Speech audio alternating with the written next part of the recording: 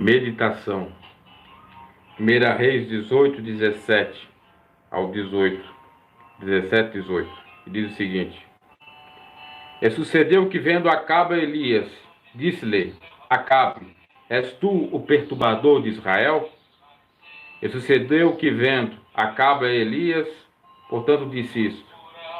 Então disse ele, Elias: Eu não tenho perturbado Israel, mas tu e a casa de teu pai, porque deixaste os mandamentos do Senhor e seguiste a Balaim, ou Balalim, melhor dizendo.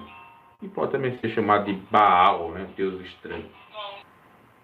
Essa passagem é muito interessante acerca do perturbador.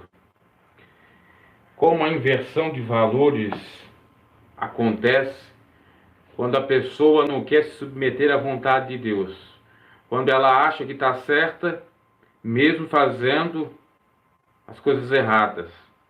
Mesmo ela até mesmo no subconsciente, percebendo, vendo que está errado. Mesmo o tribunal togado na nossa consciência, ou da sua consciência, ou da consciência do mesmo, condenando. O profeta de Deus, Elias, foi exortar Acabe, que era rei de Israel, que tinha transgredido a lei do Senhor ao casar com uma mulher estrangeira que seguia outros deuses. Não só isto, como se prostrou diante dos deuses dessa mulher, a qual vem a ser Jezabel. E, pela vontade de Deus, Elias vem exortá-lo. E ele pensa que é uma picuinha, uma briga de Elias com ele. Ele pensa que Elias está o perseguindo, que Elias não foi com a sua cara, e que por isso que vem as exortações que na mente dele não é do Senhor, é da carne, é do próprio Elias. Por isso ele chama Elias, ou faz a indagação meio que irônica, querendo dizer exatamente isso, que Elias é o perturbador de Israel. Elias responde dizendo: Eu não sou o perturbador de Israel, sou o perturbador da tua casa, de ti e de todos os que deixaram o mandamento do Senhor, a sua casa, principalmente, e tu. E o interessante é que, meus caros, quando você vai pregar o Evangelho, vai pregar a palavra do Senhor, falando a verdade, sendo sincero, transparente, você não é benquisto. As pessoas ficam assim com você. Acham que é salgadão demais, acham que é soberbo, que quer se aparecer, que é o dono da verdade, que é o santarrão, que é isso e mais aquilo, ou que estão perseguindo elas. Mas é a verdade. Verdade que, no caso, trazendo já para os dias atuais, já para Jesus, que isso é Velho Testamento, no Novo Testamento, a verdade que nos liberta, o próprio Cristo, que é pregado, pois Cristo também é a palavra, por todos os pregadores fiéis, e que essa palavra, ela, quando é de Deus de fato, ela não está sendo de modo algum parcial, ou seja, querendo atingir uma pessoa, ou querendo exaltar uma outra. Ela prega, ou ela é pregada, melhor dizendo, da maneira que é da vontade do Senhor. E atinge a todos. Quer seja por bem, quer seja por mal. E mesmo que seja na mente da pessoa por mal, é por bem. Porque Deus castiga e repreende todos que Ele ama. Mas o homem carnal, o homem que não é espiritual, que é contumaz no pecado, que não aceita a repreensão, ele tende a pensar da seguinte maneira: não, esse sujeito está me perseguindo, esse pregador não é de Deus, esse pregador é carnal, esse é um perturbador da obra, essa é uma perturbadora da obra. Isso não pode ser do Evangelho, porque Deus é amor. Se Deus é amor, como que pode vir com uma grosseria dessa forma? Deus é amor, mas também é justiça. Deus tem o seu tempo de longanimidade, de paciência, de tolerância, entre aspas, mas também, né, Ele tem limites, né? Porque ele é amor, que ele vai então sair perdoando aí todo mundo, ou sair, eu não diria nem perdoando, porque ele perdoa mesmo, mas sair aí servindo de palhaço, para os outros pisotear nele, fazer ele de boneco. Ele diz, esse aqui é o camarada gente boa, a gente faz de tudo com ele, não faz nada contra a gente. É? A Bíblia diz claramente que de Deus ninguém escarnece. E você escarnece de Deus quando rejeita que Deus é justiça. Quando rejeita que Deus não é aquilo que você pensa. Quando você rejeita a mensagem do Evangelho que diz que devemos amar Ele sobre todas as coisas e ao próximo como a nós mesmos. E a Bíblia diz, seguindo, que aquilo que o homem semear, ele vai colher. Deus não faz nada mesmo. Já é a própria consequência das atitudes dele. Agora, não quer dizer que Deus não seja justiça. Então, quando se levanta o profeta de Deus do arraial para pregar a verdade, para falar aquilo que é necessário, para o povo acordar, se despertar, ir para o caminho certo, ou voltar para o caminho certo, voltar para o primeiro amor, voltar a começar a obedecer o Evangelho novamente, né? Ele é taxado disso, daquilo. Ele é perseguido. Ele é chamado de perturbador. Veja, Elias foi chamado de perturbador. João Batista, percussor do ministério de Jesus, que era considerado até por muitos o Elias que havia de vir, ou haveria de vir, pelo fato que Elias foi arrebatado, não passou pela morte. Diziam então, portanto, que João poderia ser o Elias. E Jesus até confirmou, esse é o Elias.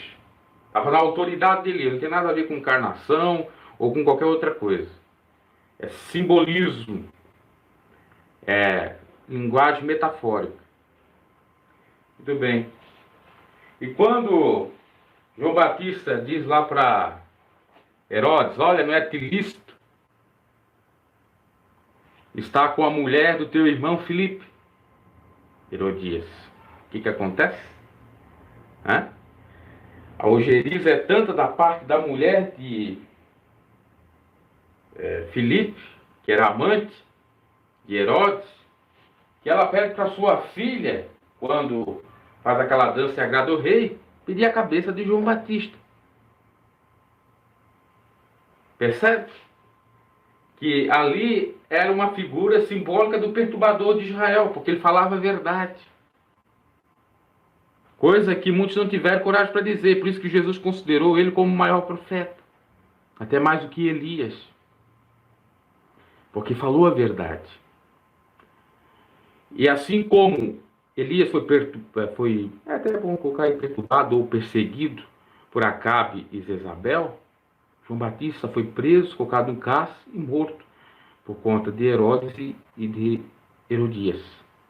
Então, o mesmo Acabe, o mesmo fato que ocorreu com Elias, com Acabe e Jezabel, né, com esse casal terrível, com essa mistura abominável, né, de casamento entre homem de Deus da promessa e mulher estrangeira que não se converteu, né, no caso ali. E no caso de João Batista, né,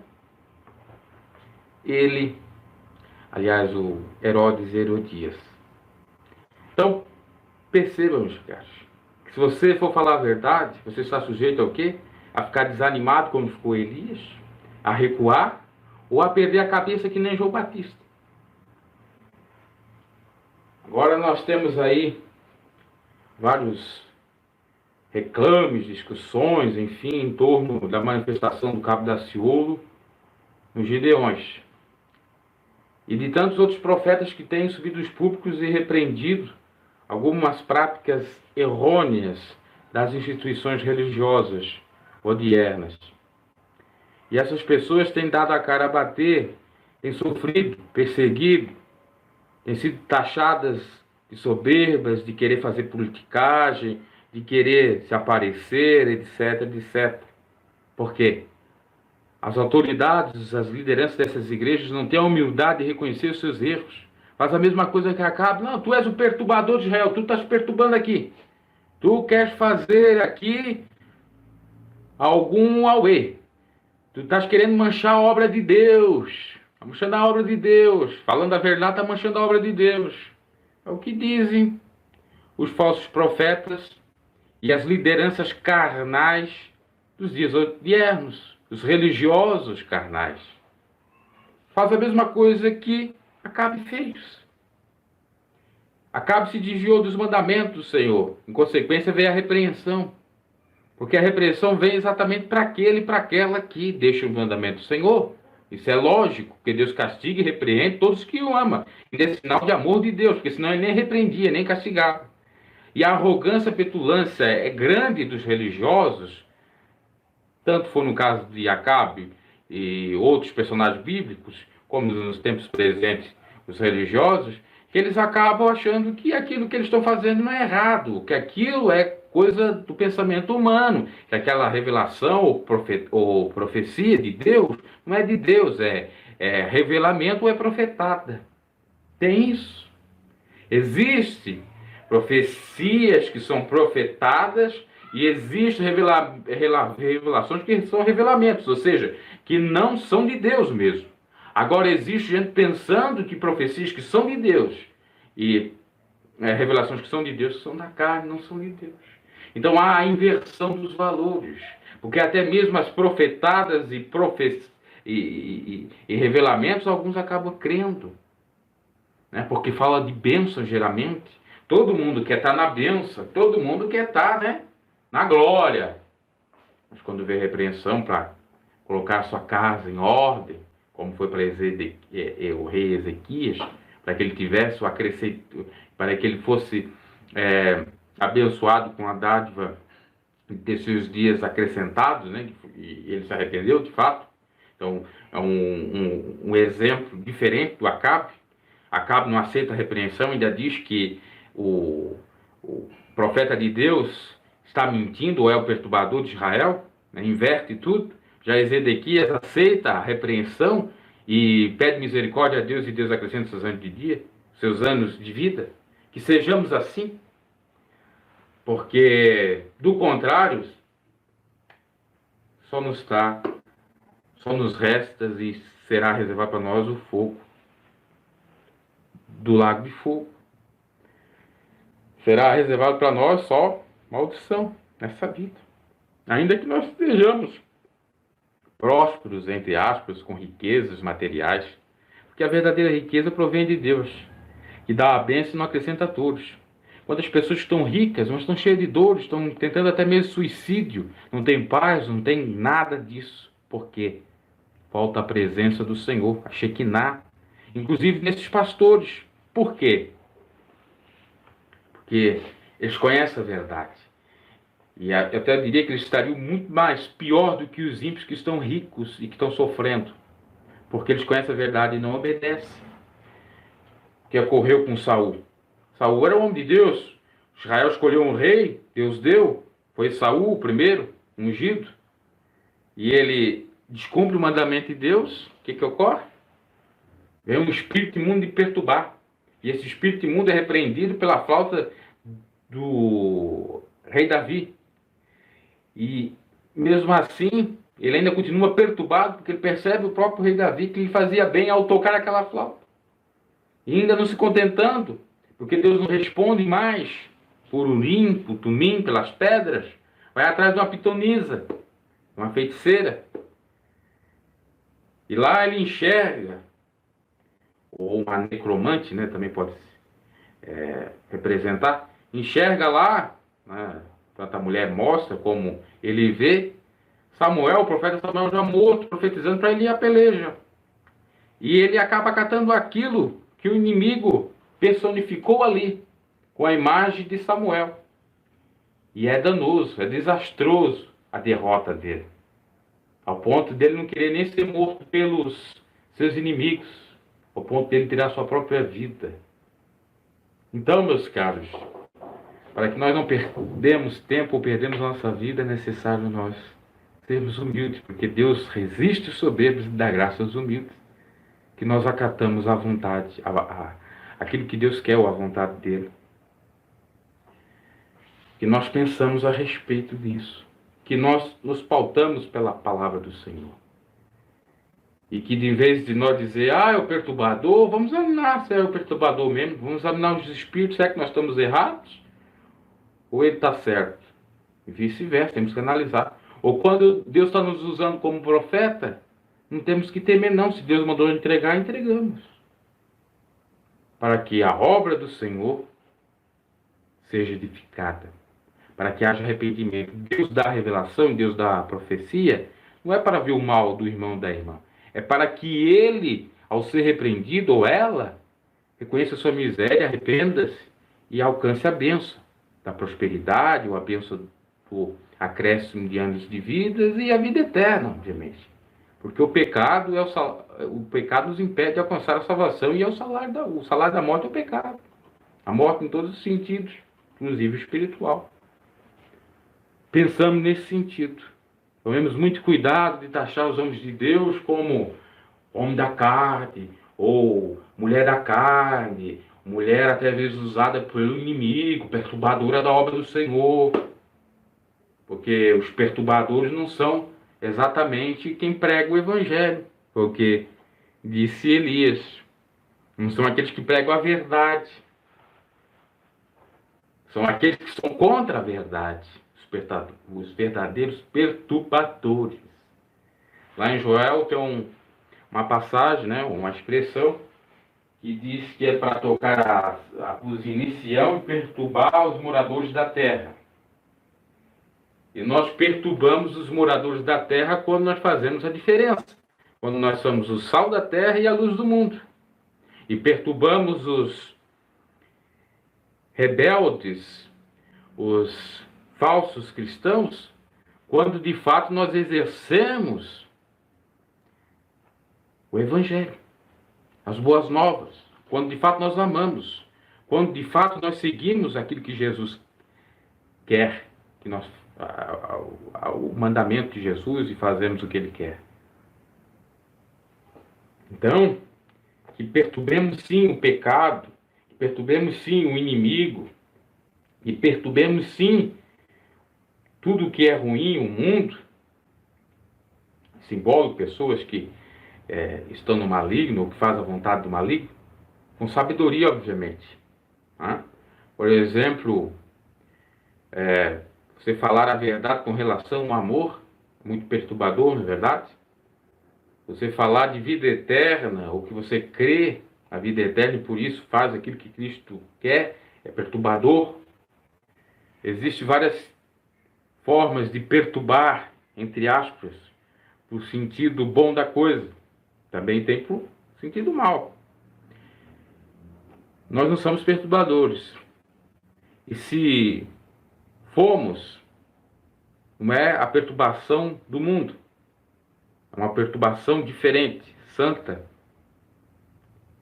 Porque eu já até falei aí num comentário, e agora para encerrar, que muitos usavam o versículo de Joel, até no outro passagem eu falei que era Naum, mas era Joel, que nós devemos perturbar os moradores da terra através de som alto, através de engolir o microfone e falar alto para deixar todo mundo ensurdecido, através de barulho. Não é isso.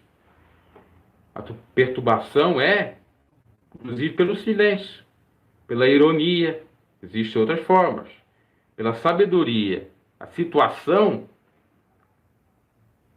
em que você estiver inserido vai lhe apontar para isso, para qual é a maneira. Se não apontar, peça a Deus que Ele dará, porque não é de acordo com o que a gente pensa. A gente perturba de uma maneira diferente, não é como a do mundo. Quando você em Deus deposita a sua fé, fé em Deus.